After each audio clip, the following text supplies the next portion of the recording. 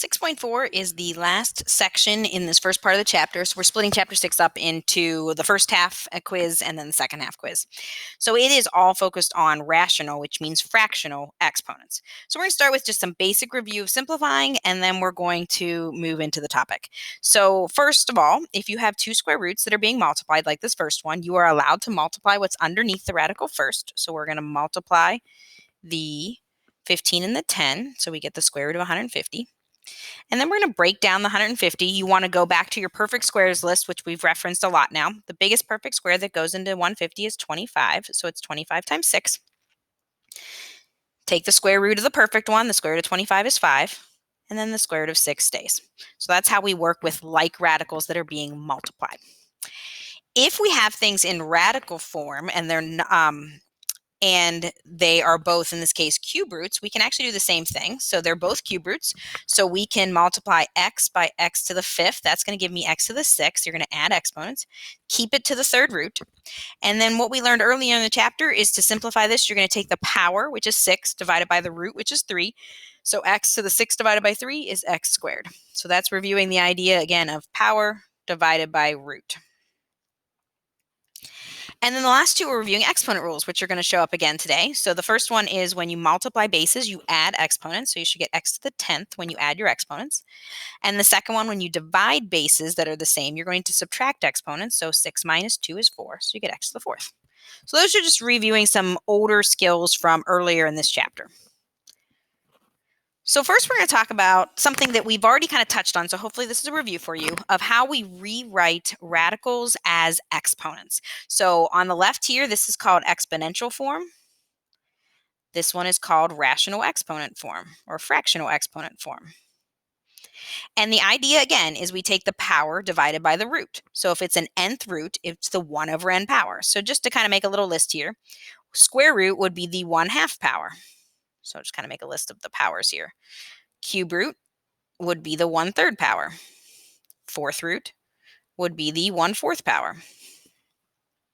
So if I want to rewrite the cube root of 7, which is the first example, I'm going to write it as 7 to the 1/3 power. If I want to rewrite the square root of y, square root is the 1/2 power. And then if I have an eighth root, that is going to be the 1/8 power. So very easy to go from a radical or root notation to an exponent notation, cube root 1/3, square root 1/2, and so on. So if you're asked to simplify something like this and take 216 to the 1/3 power, you can use a calculator for one like this, or you can realize that this is just the cube root of 216, which you may or may not know. Going to your calculator in the math menu, the cube root button is the fourth one down, and you can type in 216. Your other option is to just type in 216 and then use your exponent, your caret button, and type it as 1/3. So you really have kind of your choice of ways to do ones that are very simplistic like that. You get 6. The next one, I'm just going to show you something here. We can do this one a couple ways. If you want, you can use exponent rules and you can add the exponents. So you're going to have a 1/2 plus 1/2, which is just 1. So you're going to get 7 to the first power, which is 7. Another thing you can do is you can say, well, the 7 to the 1/2 is the same as the square root of 7. 7 to the 1/2 is, again, the same as square root of 7. And if I take the square root of a number times the square root of that same number, you're going to end up with just 7. So you have a lot of options to get to the same place. For the next one, you can, again, think of both of them as being square rooted. So 3 to the 1/2 is the square root of 3.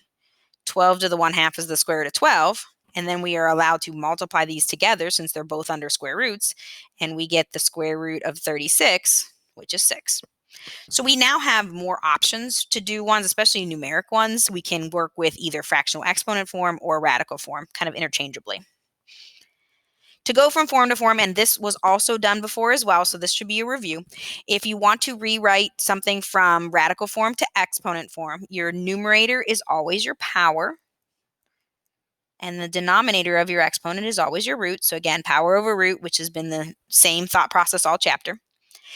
And it does not matter if we put the power, if you look at these two forms, the power can be right next to the a under the radical, or it can be outside the radical. You still do the same thing. So with these bottom ones, if I want to rewrite that as an exponent, it would be 5 over 3. Next one would be 7 to the 3 over 2. Keep in mind, this is always a 2. If nothing's there, it's a square root. Next one will be x to the 10 over 5, which you should reduce because that fraction divides to x squared. And then the last one, 6 to the 3 over 4.